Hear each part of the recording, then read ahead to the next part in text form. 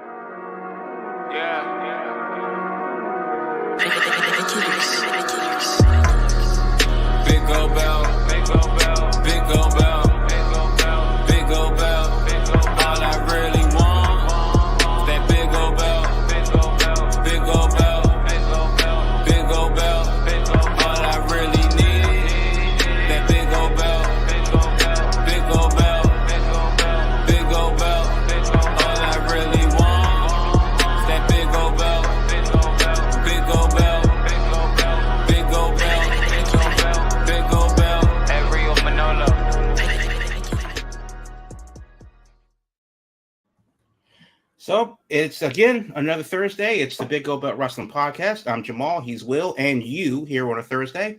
You can catch us everywhere that there is somewhere to catch us on all the social medias at Big Gold Belt. Drop us a line. Let us know what you're thinking. Let us know what you're watching, around the wrestling world and in other things, too, because in Big Gold Belt Media, wrestling, movies, comics, and more. Like, literally, it's a lot of stuff coming out because we're getting towards award season in the movie sphere. We're getting towards the end of the year. AEW has a big pay-per-view coming up at the end of the year with World's End, the culmination of their Continental Classic tournament. And then, we can't kick off the show without the big story in wrestling, and that is, of course, the re-debut, back for the first time, CM Punk. Charles Montgomery Punkington III finally came back to WWE when everybody said that he wouldn't. Now, Will, did you see Survivor Series live? Or did you catch it after the fact? I did watch it live. So what was your reaction immediately in that moment? Yeah. So I will give them a hell of a lot of credit here because Lord knows it was the cloud hanging over Chicago since they were in Chicago. It's all anyone's been talking about for a month. And I think they played this masterfully, the way they pulled this off that night, where they had a whole tease going on with Randy Orton. We'll talk about him later when we break down Survivor Series with his return, where Randy wasn't there. He hadn't shown up to the building yet. So they had that story going on during the show where it's like, oh, maybe they're going to have to replace him with someone. But no, Randy shows up. He shows up at time. He makes War Games, runs wild and all that. Like I said, we'll talk about that later. Cody and his team are celebrating. They've won War Games. The camera's panning away. Nice big wide shot of the building. The graphic comes up in the bottom. All rights reserved. Copyright 2023 World Wrestling Entertainment. The show's pretty much fading to black. And then all of a sudden, the static hit. The TV static hit. The music hit. And the damn building came unglued. And I think they played it perfectly because all that happened was Punk came out. He kind of waved to everybody. He high-fived some folks. He didn't say a word. It was just the deal of, guess what? I'm here. It's real. It's happening. As Triple H tweeted that night, hell froze over because he is back with WWE after a decade and lawsuits and all kinds of drama. But I like the way they played it that night where that's all that happened. Just, he's here. We got him. You have to tune in to see what's up, but he's here. Now, realistically, what does that mean for WWE? Because it's not like they need him. Right. And yes, the surprise is one thing. And obviously that moment is a moment that those people in attendance, people watching, fans and detractors alike are going to remember. But now that we're past that moment, now what? Because is CM Punk, the person that we need to see nowadays, regardless of the backstage stuff in AEW? The ring work wasn't there. This wasn't like we have, 31-year-old CM Punk about to go and tear the roof off the place. He was a brittle, old, battered man in AEW. Made of glass. Right. Like. So going forward in WWE, what do we expect from him? Yeah, it's real interesting. Hello, Ms. Makiba, joining us tonight on Big Old Belt Wrestling Podcast on Thursday night. I'm really curious because, yes, the in-ring was very rocky the last time around. He would last for maybe a month or so at a time, and there would be an injury of some sort or another. A broken foot, or or even just the most random stuff like the foot injury was from jumping into the crowd. It wasn't even from a match. It was just like the dumbest of luck this guy was having.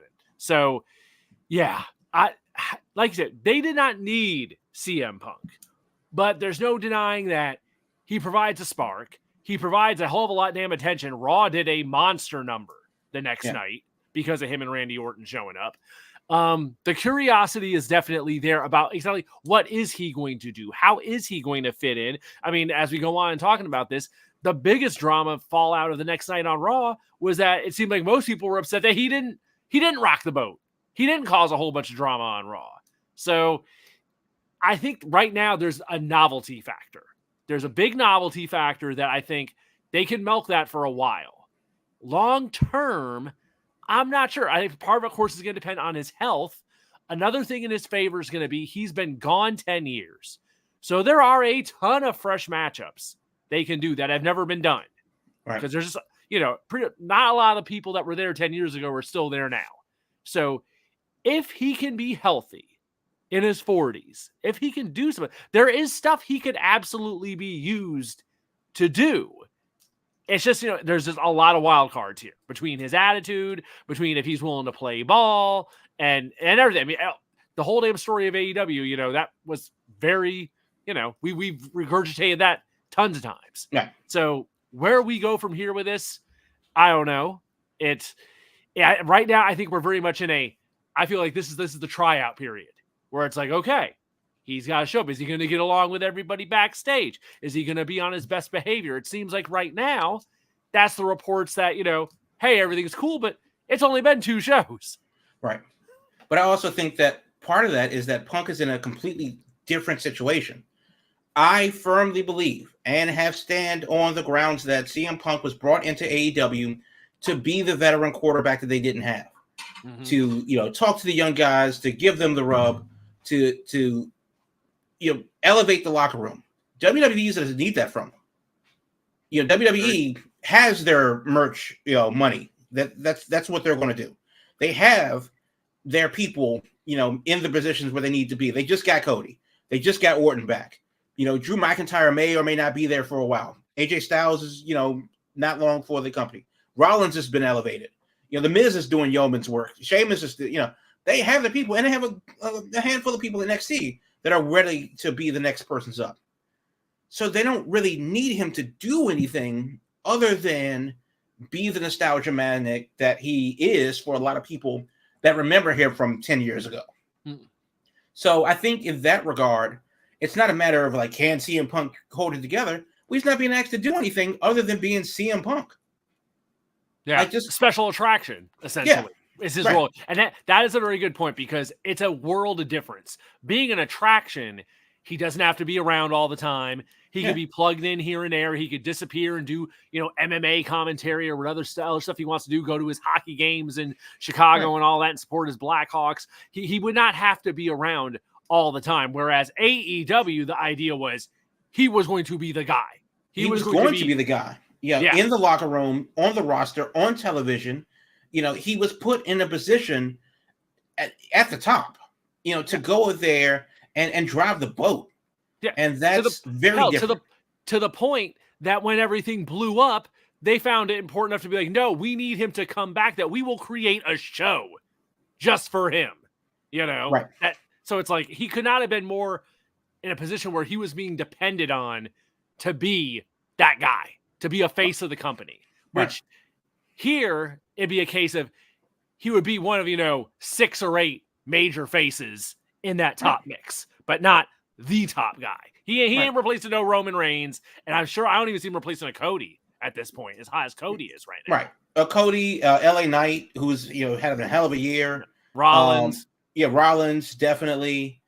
And then you have guys like Lashley who's still doing it, and so Jey Uso, who's red hot right now on a singles run. I mean, absolutely. And God forbid you bring up a guy from NXT to come in there and insert them in a major way. So what he's asked to do are totally different things.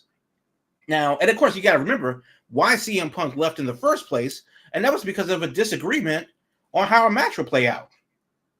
He got into it with Jungle Boy because Jungle Boy wanted to do something. CM Punk wanted to do something else. No, I don't want to do that. You're not my real dad. Like, okay, well, sure. And Jungle Boy still suspended from it. Like, we haven't seen him since that. So it seemed to be like a lot of petty, ego-driven, BS in the AEW backstage, which is exactly what we talked about. And that's kind of like to the question about WWE. You can't just insert CM Punk without moving somebody around. Mm-hmm. So who gets pushed down the ladder? Who gets pushed up the ladder to make room for CM Punk? Yeah, this is a really interesting question because I think right now, looking at we were talking about this in our group chat as soon as he showed up. It's like, well, what do they do and where do they put him? And right off the bat, I'm like, well, they got to put him on Raw. My thing is like he's got to be on Raw right now, especially because I think, like I said, right now is all about testing the waters. So I wouldn't put him anywhere near Roman Reigns and the Bloodline storyline. It's like, no. You keep that all like insulated and away from this in case this goes sideways real quick. So the easy storyline it seems like they're going to do is they're going to program him with Seth Rollins. And it's easy money in the respect of, okay, they're already leaning into the idea of essentially Seth using the talking points of the folks that are pissed off at him. You're a hypocrite for showing up here. You've been doing nothing but trashing everybody. We don't want you back here and all this. So basically John Cena versus The Rock. Yeah. So there you go. So again. Seth's obviously good. You got Roman and all them good over there. So I'm looking at Raw. It's like, who would be getting pushed down in this scenario? And it's hard to say. God, mate, I would say Drew McIntyre, but I really like they clearly have plans for him right now because they have this great little tweener thing going on with him. He was probably in the most danger, but I think they have a plan for him. They got a lot. Is he still slated to leave though? So the talk is that his contract is up next year, and next year. Right. I thought it was the beginning of the year. And much like MJ, well, it was one of those deals where, time has been added because he's been injured at different times and all this. Okay. So the last I was hearing was next year, but not like, in 2 or 3 months or anything. Okay. It was definitely probably post-Mania, I think is what we're looking at. Okay. But they have a clear direction with him now where where I really like what they're doing with him, where his whole deal now is like, hell, they put him on the heel along with Judgment Day and War Games with the idea that like, I'm not with you guys. I'm here to get Jey Uso. That's the guy I have a problem with. And if that makes me part of, the bad team, then that's fine. Because my issue is with him and not, the greater situation here. So, yeah, I think Drew's going to be okay. Maybe, actually, this is probably who might be in trouble right here. It was brought up the other day, and I was thinking about it. Damian Priest and his Money in the Bank briefcase. What do you do with that now? Because there's no shortage of challengers now for Seth. Seth got CM Punk. He got Drew McIntyre. Jey Uso's there. You got Sami Zayn making rumblings about going for the title. There's no shortage of challengers. They're in no kind of situation where they need to get that briefcase into play to create something for the title picture. Mm-hmm. So if I'm Damian Priest, yeah, he's got that briefcase. There's plenty of time to still do something with that. But the way it's looking to be right now, between now and WrestleMania, I don't see any reason for him to be cashing that thing in. So I think it would just muddy the waters of all the possibilities they have sitting right in front of them. So Damian Priest, I think, might be on the bubble here. He might be on the bubble in this situation. I don't know. Anyone jumping out at you? Actually, no, because I think that Punk as an attraction can kind of fit in that Lesnar, Undertaker, type of role where you got to think of what their schedule is going to look like coming up before WrestleMania. They're going to Australia. Right. For a show. That's a pay-per-view. And then they probably going to have a Saudi show in the spring because they need to do 2 a year. Right. And then you have WrestleMania in Philadelphia. And that's all within the first three months of the year because WrestleMania is April 7th or 8th or something like that. Right. So, but within the next 4 months, which isn't a long time, that's only a third of a year. In the next 4 months, they still have some major spots for Punk to be inserted into a show. And realistically, because let's just say that it is true that he's still the hothead, blah, blah, blah, prima donna, don't book him long-term anyway. Mm-hmm.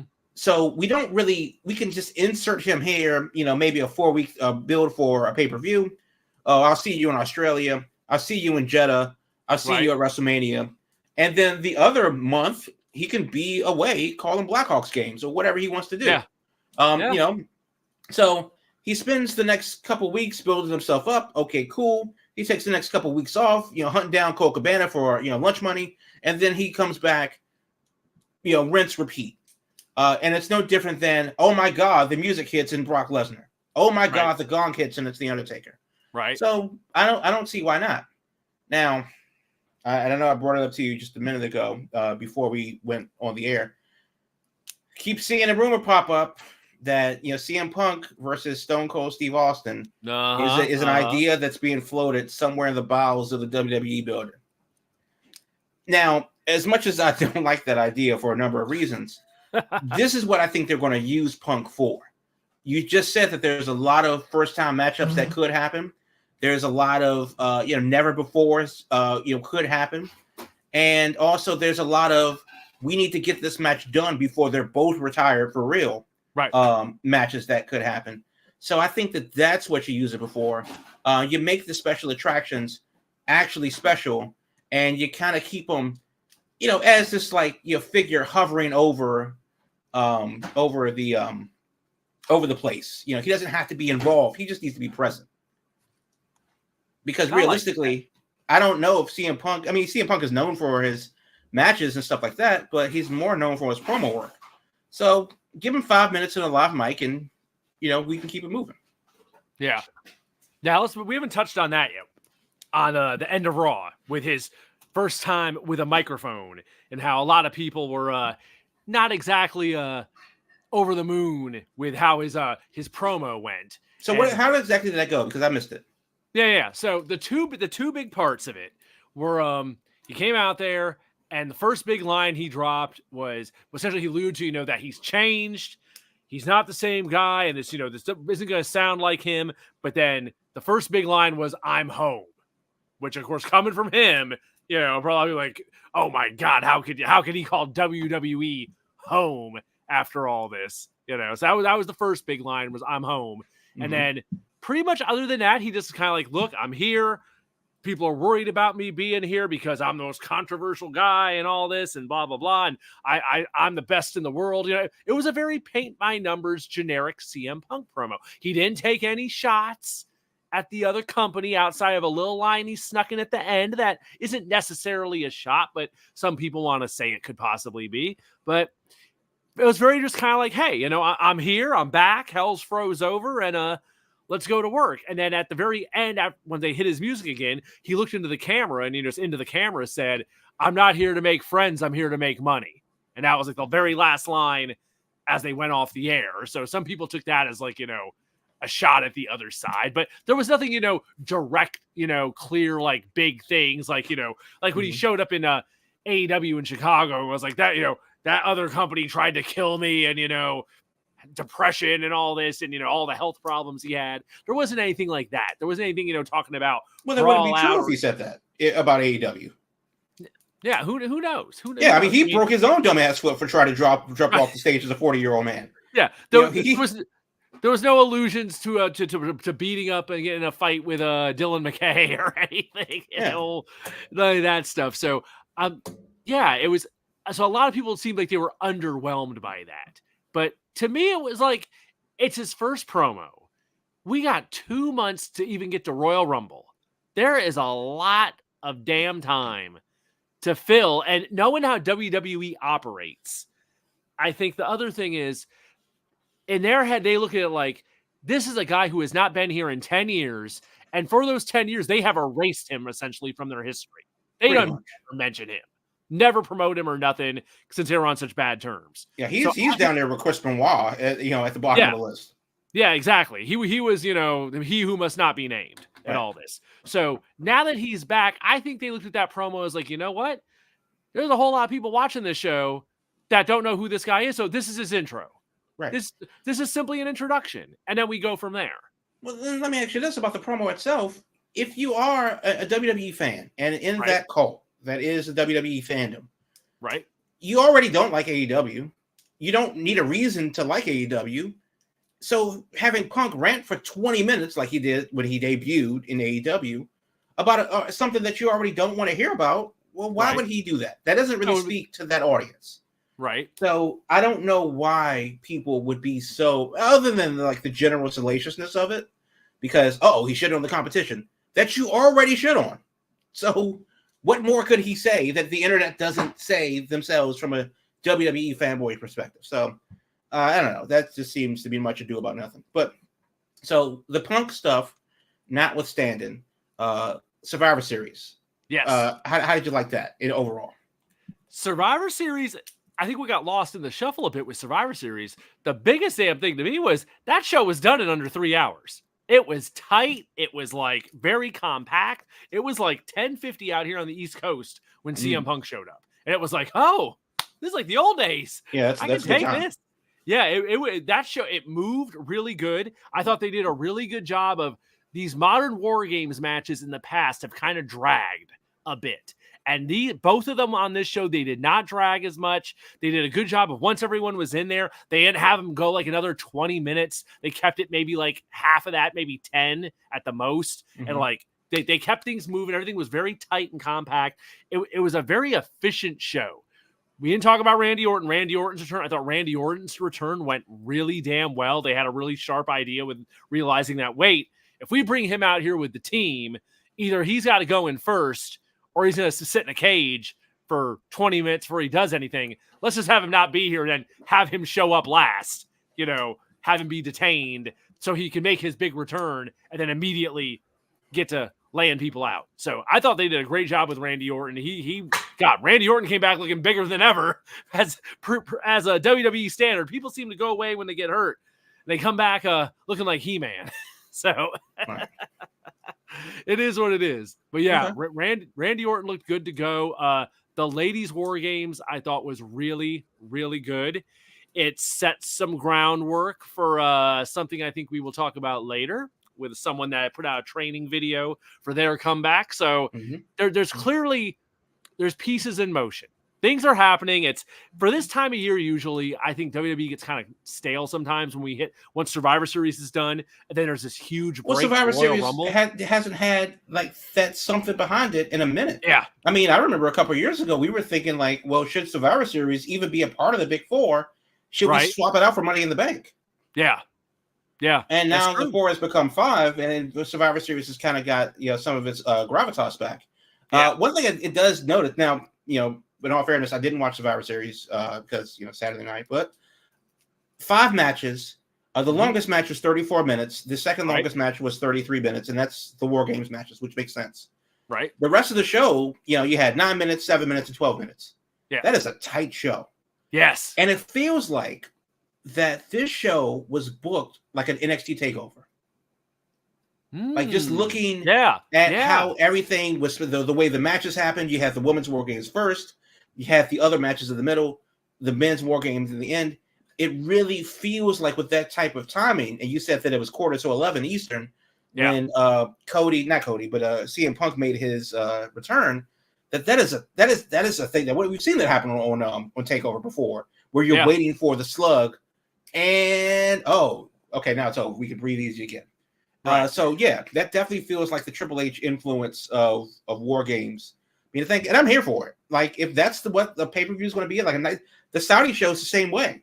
As much as you want to hate on it for political reasons, the show itself, as a wrestling show, is just a nice, tight little 3 hours and 20 minutes ish show in the middle of the afternoon. Who doesn't love a matinee? So, I've heard nothing but good things about this Survivor Series, and it definitely feels like for the first time in, a while, because Survivor Series definitely fell off for a while, and then they inserted NXT for a little bit, like, this could be the start of something. They tried the brand versus brand thing and all that. And then now it's War Games, which makes a lot of sense. And obviously that's a countermeasure to AEW's, version of War Games. What is it? Blood and Guts. Blood and Guts, yes. So, nice little thing there. And so AEW does the one big match, and what Survivor Series does too. So it seems interesting. I like, and it makes me want to watch, honestly. Not because I'm super invested in what WWE has going on right now, but just because, that's something I could put on for 3 hours if I know that I'm going to be, doing something over the weekend, cleaning the house or whatever. Yeah. That's a good little time. So, Survivor Series, a good time. CM Punk is back, whether you like it or not. And that's another thing too. And we'll put a pin in it after this. There's money to be made. Absolutely. That's just it. What the folks that are so worked up about this, right, and calling him a hypocrite, it's like, you really think he's gonna sit at home when he'd have millions of dollars being thrown at him, and just not take it? He's in his mid-40s. It's like, come on, right. What the hell do you think? It is what it is.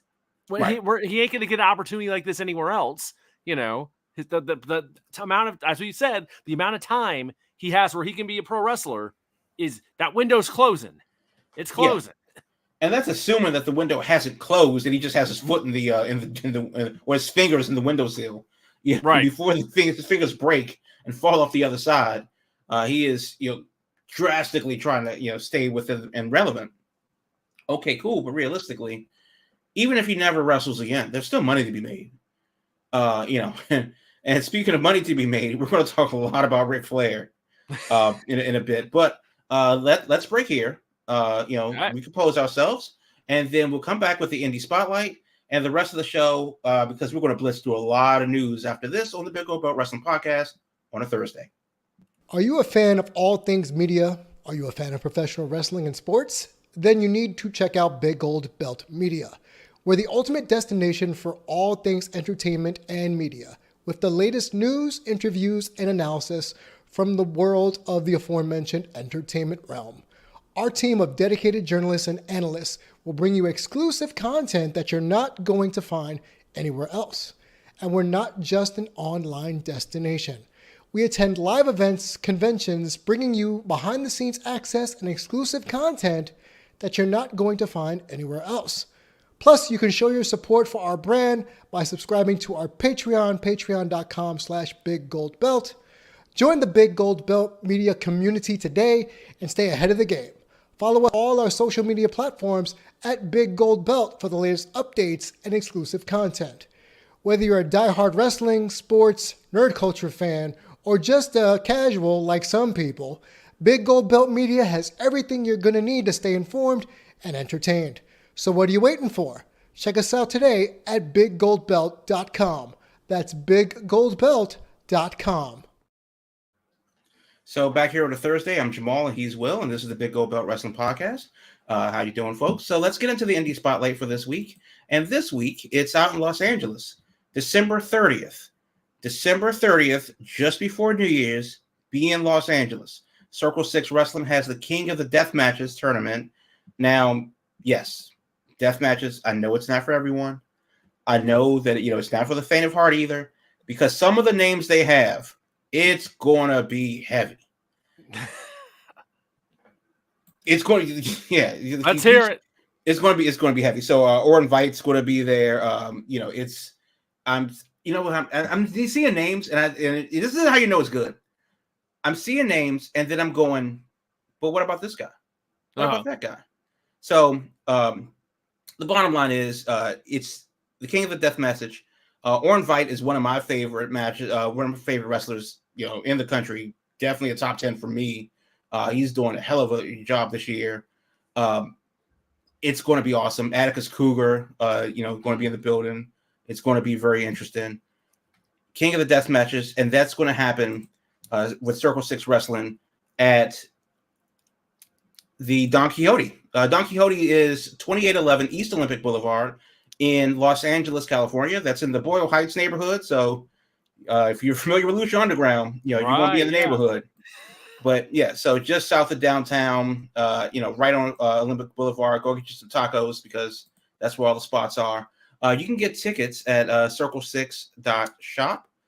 You can check them out on the Twitter machine at circle6_CO. So they have all your information there, but it is December 30th in Los Angeles at the Don Quixote.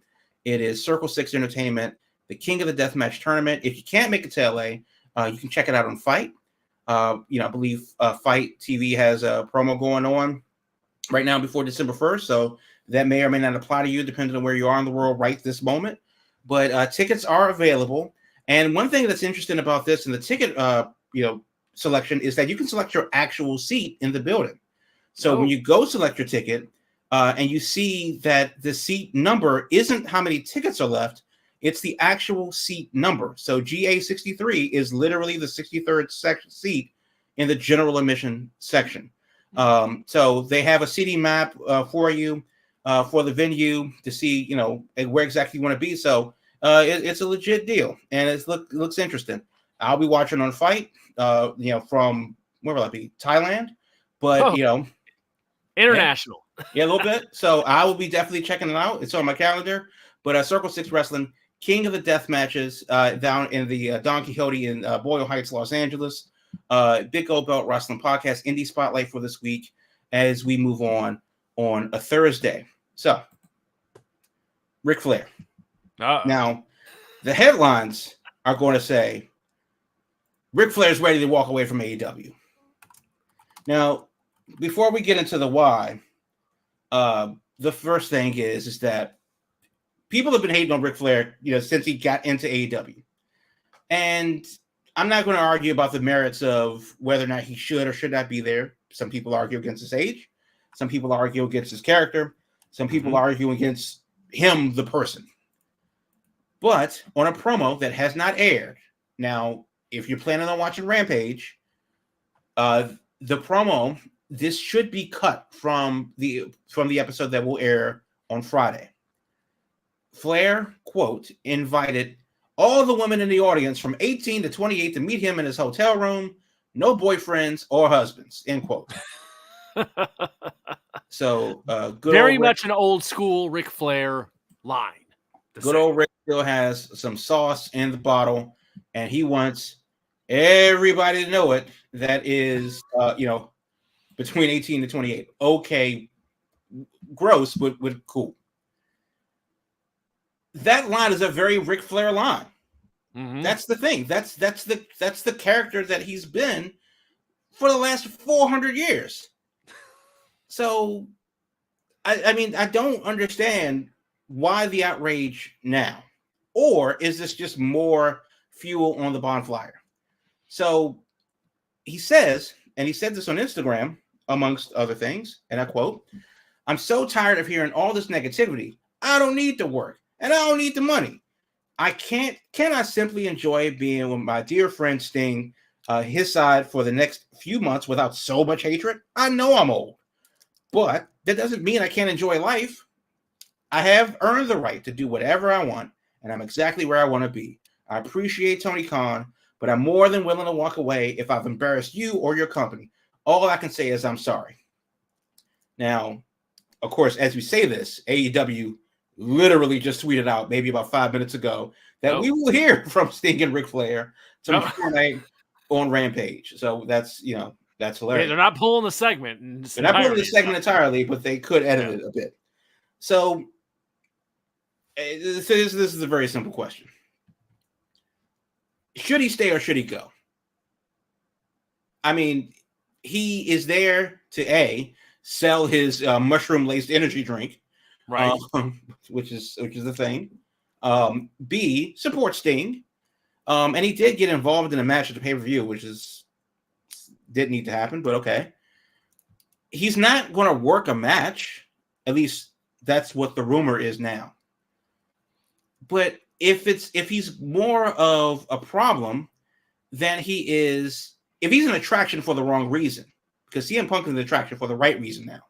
Right. And if Flair's having the opposite effect, should he stay or should he go? This is what's interesting to me about it, because we see the folks that aren't happy about it online. That it's in bad taste with his past with sexual assault allegations. This is just this doesn't play good in 2023. It's stuff he could say in the old days, but just in modern times this just doesn't work. And never mind the guy's in his 70s and all this. So yeah, however you want to take it, bad taste or whatever, or just bad situation regarding the allegations that surround him and all this. What I kind of wonder is this: how much of this is like folks online being loud about it, and how much of it is like, I don't see this like reaching like the general public in any kind of forum yet, So it's like, I don't know how much of it is like the most vocal people in the AEW bubble making a stink about it, but it's like, I look at it like this: those folks aren't going to go anywhere, Right. Those folks aren't going to turn their back on AEW over this, I don't think. Now, if they suddenly start doing it, then okay, more power to them. But I get the impression that the folks that are making the biggest stink about this, they're too loyal to that company for this to be. This is not the straw that's going to break the camel's back. Otherwise, they would have stopped watching the moment Ric Flair was signed. Right. So I guess what you're saying is, and I'm going to just directly quote Will, who literally just said it right now: put up or shut up. If you're going to bitch about Ric Flair, put up or shut up. Yeah, are you going to watch boycott AEW? Yeah, you can't have it both ways. So either boycott the program until Ric Flair's forced out, or hate watch, because that's what it seems like a lot of people are doing now. Yes, the comment was in poor taste today, for a number of reasons, and maybe Khan should edit the content a bit. Okay, fine. But I also think that Ric Flair is a bit overhated. I think that people like to harp on the fact that he is, pushing 80 and won't leave the wrestling business. That's the thing. It's not that Ric Flair doesn't have a role. It's just that Ric Flair thinks it's still 1983. And by the virtue of the fact that I'm 40 years old, it's, it ain't. Who's McKee was bringing him here? Did anyone show up at the hotel room? Did anyone take him up on this offer? Well, these are the questions. I mean, that's the thing. And that's also actually, let us know on Twitter. If Ric Flair, if you see Ric Flair at the bar and he's like, hey, if you're between 18 and 28, right, and he checks IDs and everything going up there, are you going home with Ric Flair? Because that it is one thing to say that this is reprehensible. But then again, is he actually speaking to an audience? Consenting adults, and maybe someone wants to ride Space Mountain in its 70s, before the ride shut down for good. Which is crazy because Ric Flair has lasted longer than the actual Space Mountain ride. Right. I mean, I think that's just it. I mean, part of this, I think also, I saw a good thing mentioned about this today, is that like this goes back to Tony wants to let these guys go out there, scripted, but even WWE figured out years ago that they were not going to let Ric Flair out there with a live mic without a very short leash on him or knowing exactly every darn word that was going to come out of his mouth. What was it, the Hall of Fame ceremony? Yeah, this is what ends up happening if you let Ric Flair go out there and ramble and do his own thing. It's like this is the kind of thing he's going to do. He's going to revert to being Ric Flair. He's going to give you Ric Flair. Yeah, you can't fault Ric Flair for being Ric Flair, really. Yeah, Ric Flair is definitely his biggest fan.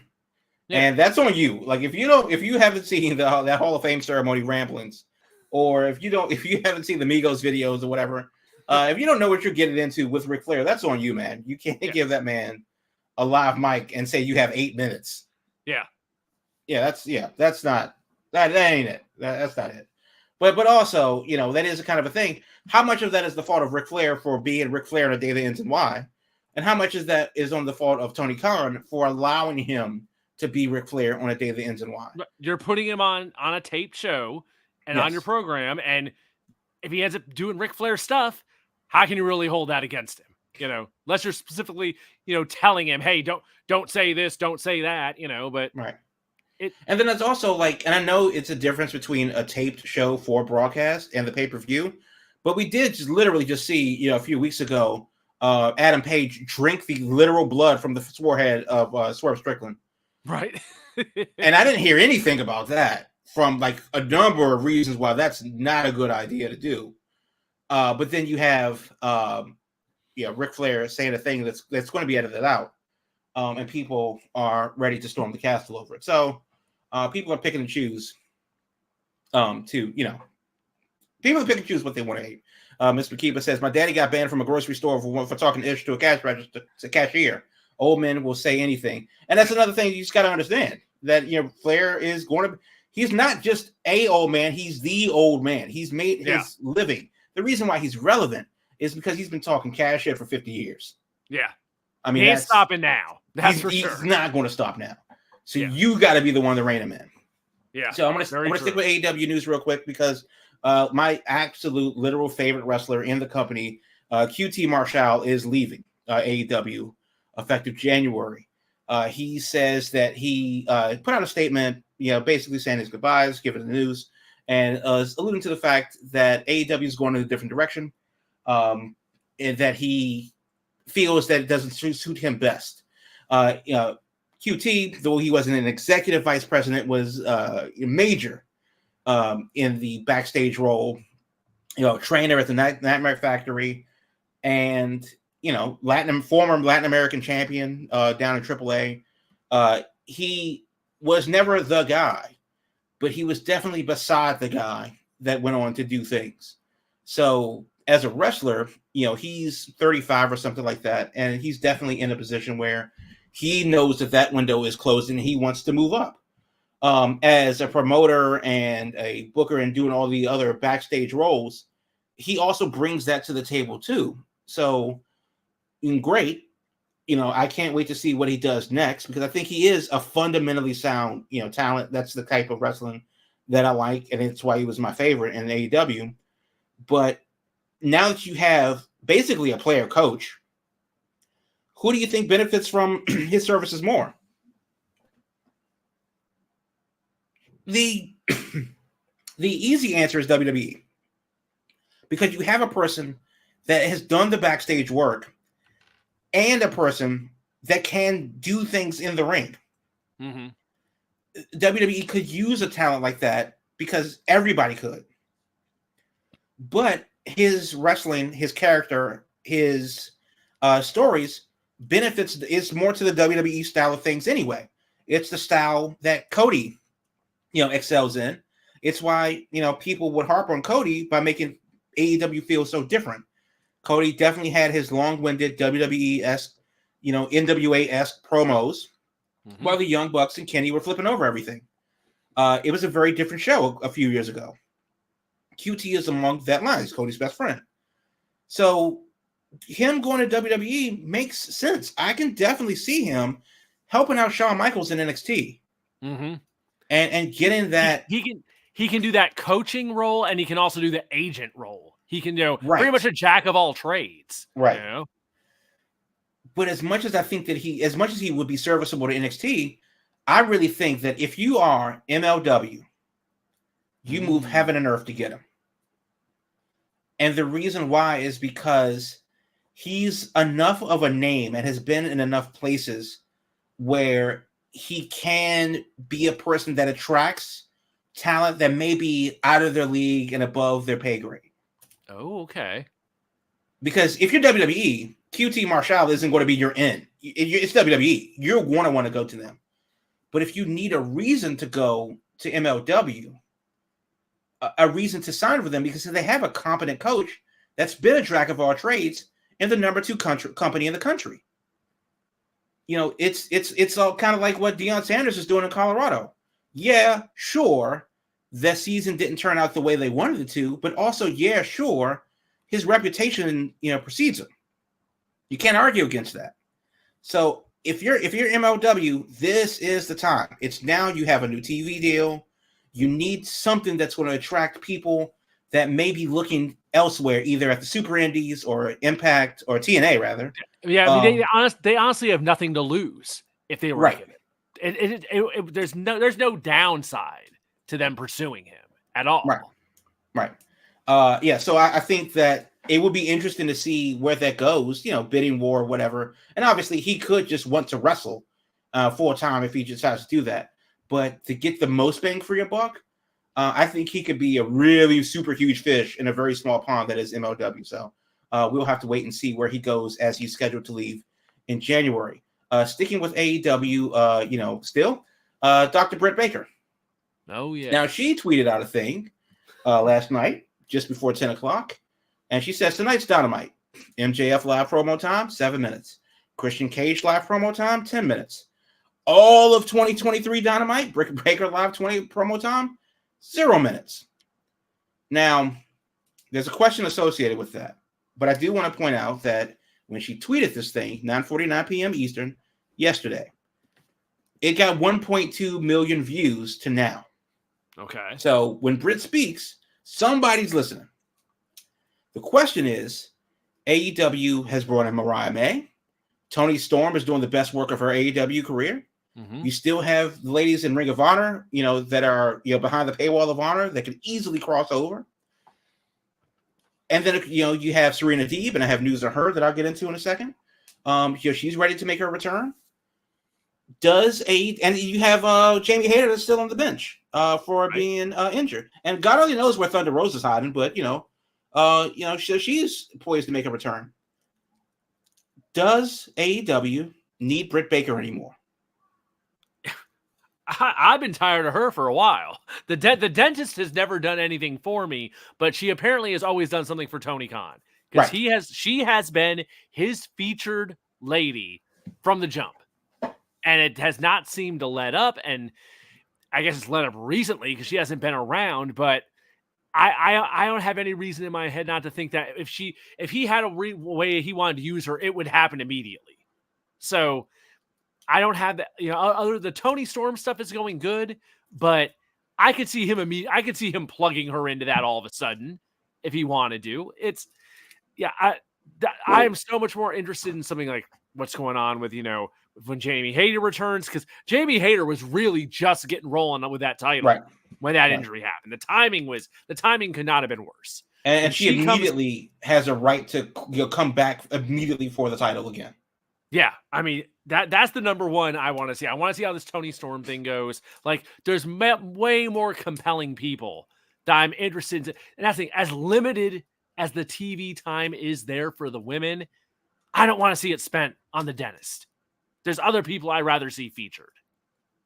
Yeah, I mean, so I like Britt Baker. I like what she did. I like what she brought. However, the matches not really there, and she has been eclipsed in the women's division. Full stop. Because even people like Sky Blue and Julia Hart are on the up.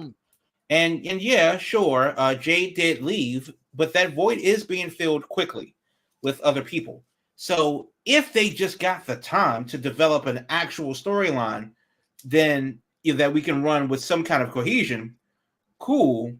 But that's a different problem because they're still fighting for the same 7 or 8 minutes a week that they get. Right.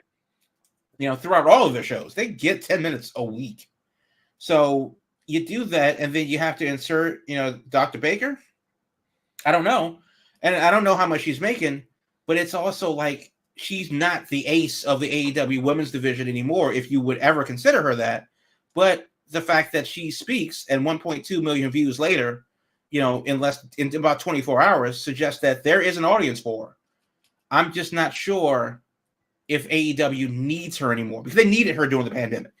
Mm-hmm. They needed her, after that. And unfortunately, injuries and other stuff like that, and talent, injuries, talent have caught up with her.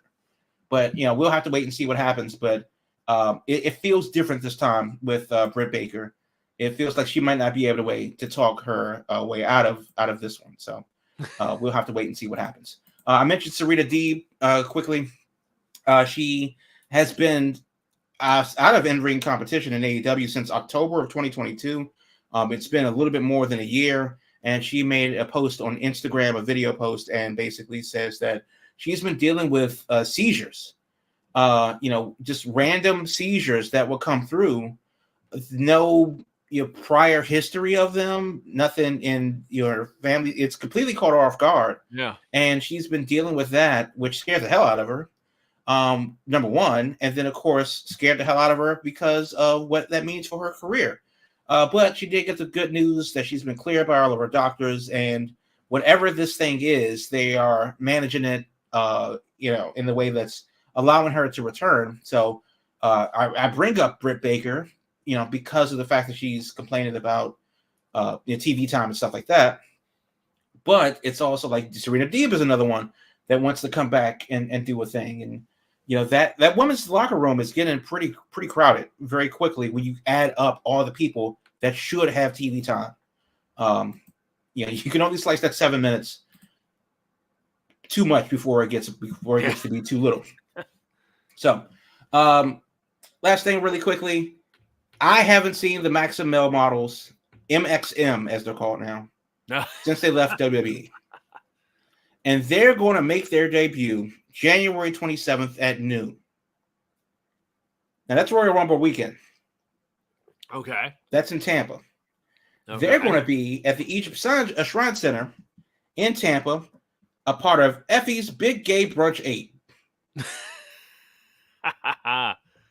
Now, I'm very interested in this. The Big Gay Brunch, you don't have to be gay to like the show. That's just number one. I know. No, it's for everybody. But I want to see what they look like outside of WWE. I want to see who they are and what a hell of a way to reintroduce themselves to the world at an event like Effie's Big Gay Brunch, which is a show that, yes, it is technically for all ages, but it absolutely can get a little bit wild, especially on the night of the afternoon, because it is brunch of a big weekend. So they're doing a thing down in Tampa at the during the Royal Rumble weekend, and of all the places for Mansoor and Marseille to debut, I'm surprised that it's there. And so now there's a question: do you think that they continue on the Indies as a tag team, or do you think that they actually get picked up in a major TV deal? It doesn't have to be AEW, because not everybody gets to go there, but. Right. You think they're Impact bound, or maybe they make a way to NWA or MOW? I think the first thing is I love what they're doing with the idea that, hey, we're going to take our act, but like you said, you've never seen these guys outside of the WWE system. So I think that's the first wild card, is like, let's see what they look like outside of that system and left to their own devices. I think once people see that, that's going to decide, is there interest in them? Is there something here that people might be like, hey, we want to see more of this. Let's see what's going on here. But I think this is the first step. Now, where it goes from there, who knows? It's a matter of, do they have something compelling enough to deliver outside the WWE system that will play on the indies? I mean, Lord knows that on a show like that, they're going to have a lot of freedom. They're going to be able to do whatever the hell they want. So sky's the limit as far as how creative they want to get. So okay. I'm curious to see it. I'm definitely curious to see it, but that will happen Royal Rumble weekend, and we'll definitely keep you updated on what that looks like via the Indie Spotlight over the next couple weeks. Definitely before we take our break in January. Last story, while we have time, Mercedes Mone. Yes. Now, Will, you were telling me about this, so if you could catch me up, what's going on with her? Yeah, she dropped a video yesterday, a training video of her back in the ring since her foot injury. And she's just, doesn't say anything yet, but just makes it clear that she is training. She's taking bumps. She's in the ring. So she's on the road to her comeback. So it's happening. It's happening. It's clearly, this didn't leak out from somewhere else. It was on her official account. So she put it out there. It was a produced video. So she wants it known she's coming back. She's heading back. When we last saw her, she was doing stuff with New Japan. She had won their, women's title and all that. And, unfortunately, the injury took her down. So now the question really is, if she's coming back, what's the plan then for 2024? And where this gets interesting to me is what's going on in that women's war games where we have Io Sky, we have Kairi Sane back now, we have Asuka together, we have Dakota Kai hanging out with them. You have the whole side of that match all getting along really good, and they're playing up very clearly, on the build up to war games and all this, that they're all together and they're all kind of talking about Bayley, and they're all kind of giving Bayley the side eye. And Bayley lost the match. So, I mean, it couldn't be any clearer that the dominoes are falling to Bayley's going to get the boot. It's been a long time since we've had a babyface Bayley around. Mm-hmm. But I'm looking at this and I'm just like, Bayley's going to need help. There's a whole lot of them, and there's just her. Sure, they could do Charlotte. Sure, they could do Becky. But there's a piece that would fit just like a puzzle piece, just perfect. And all the stars are kind of aligning. CM Punk came back. So I don't think it's out of the realm of possibility anymore that, before I think a while ago we were talking about, it's inevitable. She showed up at Wembley. She was in the crowd. They showed her on camera. She's got to be AEW bound in 2024. I don't think that's so definite anymore now. Mm. I think there's clearly stuff's getting ready to happen. It's a matter of how soon and where it'll end up. I don't know. What do you think hearing all that? Now, just for clarity, she was injured in her match versus Willow Nightingale at New Japan Resurgence. That was back on May 21st. Right. So, when New Japan gave no timetable as to how long she would be out. Now, while you were going on with that, I did see the video on her YouTube channel, and it definitely was your Mustafa Ali-esque training montage. The only thing she didn't do was break out of a prison, which was the training video du jour a couple years ago. But it definitely had that feel. You could definitely see that she's in like a walking boot in her video as well. So cool, understandable. Now and obviously it does seem that AEW has they're shoring up their women's roster. They definitely have some pieces that are on the shelf. They don't necessarily need Mone, but obviously a person of her star power would be a great help. In WWE, when you leave, time just stops. It doesn't, it's like you go into the wormhole in Interstellar and people turn off Raw and then they turn back on Raw 15 years later and go, damn, CM Punk look old. What happened to him? Right. And, I feel that Mone could have the same, feeling. Like, she's only been gone for 3 years or so. So it has not been long at all. Yeah. So my God, she has new hair now. I don't know where she winds up. I don't know where I want her to wind up, to be honest with you, because I think that I'm not convinced that her star power when she debuted in Japan is shining as brightly as it is today. Mm-hmm. Now, this is only the first training montage comeback video that we've seen, and we don't know what's to come because she could announce that she's taking dates. She could announce that, or she could announce nothing. That's also a thing too. When you go back to WWE, it's very rarely that you pull out your own product, from a non-WWE source. That's true. So it's not like CM Punk or anybody else that's going to debut in WWE is going to go on their YouTube page and say, yeah, look for me soon. Wink, wink. So I don't know. I don't think that Mercedes had really the opportunity that she wanted outside of WWE, which could make a lot of sense as to why she would not want to go there. That was kind of a mulligan, and this is her restart. So does she give New Japan a try again? Does she go AEW? Maybe do the Super Indies? Maybe the AEW schedule works better for her while she dabbles more into movies. Mm-hmm. Not having to work, this strenuous WWE schedule.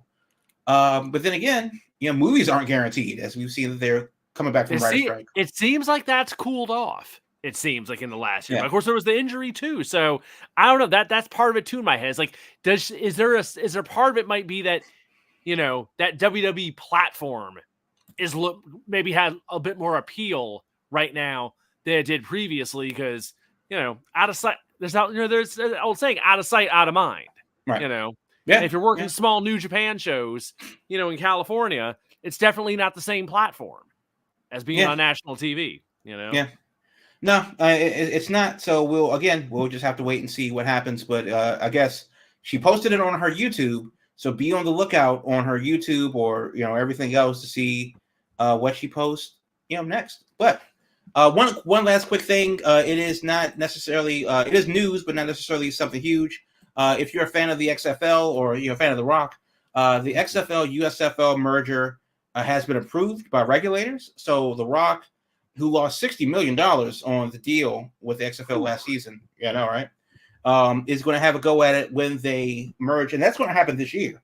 They're saying that the season for the two spring football leagues will start as a combined entity March 30th.